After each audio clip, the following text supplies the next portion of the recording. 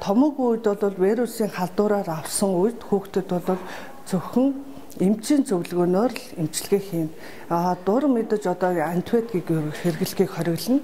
За энэ антибиотик нь болохоор яг вирусын халдвар үед ямар ч үр дүн өгдөггүй. Тэгэхээр одоо манай эцэг эхчүүдэд өөрснөө хүүхдээ өвдсөн тохиолдолд дур мэдэн аптекаар антибиотик авч хэрэглэдэг нь үр дүн өгөхгүй гэдгийг нэгдүгээр анхааруулъя гэж бодож байна. Томоо төс өвчний үед бол хүүхдүүдийн гол нэг шинж тэмдэг халуурах шинж тэмдэг гэдэг.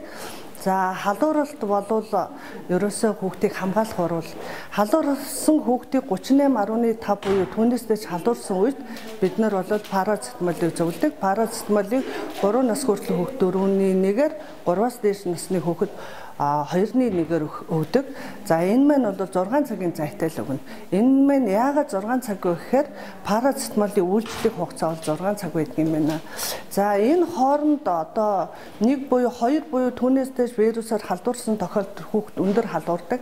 Халуун буурахгүй тохиолдол байдаг. Энэ маань одоо хүндрэлийн шинж тэмдэг. Энэ үед эцэг эхчүүд юу хийх вэ гэхээр халуунаас бууруулах дараах аргуудыг бол хэрэглэх нь зүйтэй гэж бодож байна. Нэгдүгээрт бол ерөөсөө шингэнийг илүү өгсөн зарчим байна. Энэ зарчим маань халуурсан буюу амьсгалсан хүүхэд бол шингэнийг бол алддаг. Тийм учраас шингэнийг бол нөхөж өгнө. Дээр нь халуурсан үед халууныг дотроос нь одоо шингэнийг өгснөөр бие халууныг ууршуулах байдлаар гатгшлуулахад ач холбогдолтой байдаг. За хоёр дахь зүйл бол юу гэхээр жин тавих. Жин тавихтай хүүхдийг 50 байх үед нь бид нар бүлээн жин тавина. За энэ бүлээн жинийг болохдоор одоо суу, тоолгой, дух хіднээс тавьж болно. Спиртээр бол арчхыг бол хориглоно. За энэ мань бол харшилтай хүүхдүүдэд бол аршилдах тохиолдол байдаг учраас энэ бол нэн тэргүүний ач холбогдлыг өгөхгүй байхад зүгээрээ гэж үздэг. За дараагийн болохоор бид нар хүүхдийг усанд оруулж болно. Хүлээ усанд оруулж болно.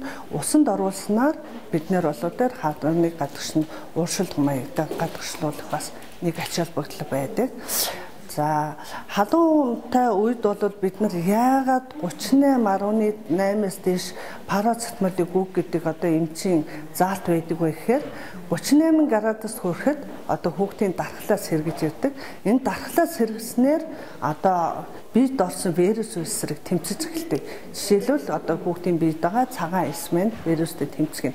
Тийм учраас бид нар халууныг 38.5 хүртэл хүүхдийг халууруулаад тэрнээс тохиолдолд бид нар парацетамол эмчнэр зөвлөнө. Гэхдээ тухайн хүүхэд халууныг төсөөлдөггүй 38 градус хүртэл халуураад татах шинж тэмдэгтэй хүүхэд байх юм бол бид нар бол яг энэ үед нь одоо эрт татгаас сэргийлж бол парацетамолыг өгч халууныг бууруулж болно гэдгийг хэлж байна.